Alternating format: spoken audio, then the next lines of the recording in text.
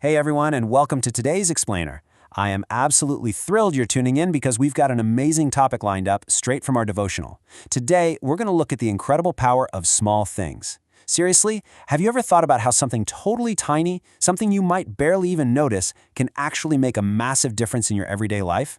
Well, today we are going to learn exactly how that works, and more importantly, how you can use this secret to bring a little bit of heaven right down to earth. Let's get into it. Okay, so let's dive in by imagining something together. Picture a beautiful, giant vineyard. It's filled with row after row of healthy, green vines growing these huge, sweet grapes. It looks super strong and unbeatable, right? But what if I told you that this massive vineyard could be completely ruined by something as small and sneaky as a tiny fox?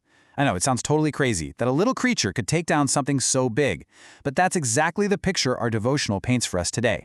Our devotional puts it like this. Take us the foxes, the little foxes that spoil the vines, for our vines have tender grapes. Now, just a quick heads up, God isn't giving us a farming lesson here or warning us about real furry animals running around in our backyards. No, this is actually a super interesting metaphor. Those little foxes represent something else entirely. They represent our everyday choices and the tiny things we do without even thinking. And that brings us to section 1, the sneaky little foxes, all about being faithful in the little things. You see, the devotional tells us that God requires us to do the right thing in big, important matters, but He also pays super close attention to the small things. Being faithful in the little things is what prepares us for the really big, exciting responsibilities later on. So what exactly are these sneaky little foxes?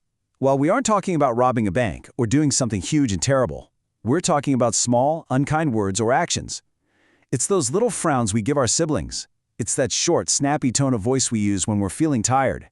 It's an unkind comment that just kind of slips out on the playground. They seem completely harmless in the moment, almost invisible. But just like those tiny foxes in the vineyard, they sneak in and cause huge, heartbreaking problems. Which leads us right into section 2, when small words hurt, because we really need to understand how these little foxes do their damage in the real world. 1/2. Yep, you heard that right. Our devotional shares a literally shocking fact. If we could look beneath the surface of things, we would see that half of all life's misery, 50% of the sadness and frustration out there, is created by simple frowns and unkind speeches. Can you even believe that? Half of the misery in the world could easily be prevented if we just stopped letting those little foxes run wild. Let's walk through this chain reaction together to see exactly how it happens. Step 1. An unkind speech slips out. Just a little sarcastic comment or a grumpy complaint. Step 2. Wounded feelings. The person who hears it feels hurt, sad, or defensive. Step 3. It creates misery for everyone around. The devotional warns that complaining and acting sour can actually ruin the entire day for ourselves and the people we love. And honestly, it gets worse. When we claim to love God but walk around acting sour all the time, it repulses people. It totally pushes them away from wanting to know Jesus because they see our bad attitude blocking the way. So, why do we even do it? That brings us to section 3, the just my way trap, where we excuse bad behavior. This right here is a very common excuse that kids and adults alike try to use when they say something mean. We try to dress up our bad behavior so it doesn't look like a sneaky fox at all. Have you ever heard someone say, "Well, it is just my way. I always tell just what I think." Or, maybe you've even said it yourself to excuse hurting someone's feelings. People will say something harsh that really wounds a friend, and instead of apologizing, they try to justify it. They act like being perfectly blunt and ignoring other people's feelings is somehow a superpower of honesty. Well, guess what? Our devotional does not let us get away with that excuse. It actually calls this exact behavior a wicked trait. Let me be really clear about this. Treating harsh and uncourteous behavior like it's a good thing is completely backwards. Being mean and calling it just being honest is never a virtue to be proud of. The devotional firmly rebukes this, reminding us that we should never, ever celebrate behavior that causes other people pain. But hey, the good news is we don't have to stay stuck in that trap. Let's move into section 4, the fragrance of kindness or true courtesy. There is a massive night and day difference between these two paths. On one side, you have the sour Christian, selfish, complaining, full of frowns, and basically acting like a stumbling block to others. On the other side, you have true courtesy, filled with sympathy, thoughtfulness, and truth. When you choose to leave that unkind word unspoken and replace it with thoughtfulness, your life becomes fragrant. You literally attract people to Christ just by the super sweet way you treat them. Check out this awesome formula. Integrity plus justice plus Christian kindness equals a beautiful combination. It's really not just about doing what's right, it's about doing what's right with kindness.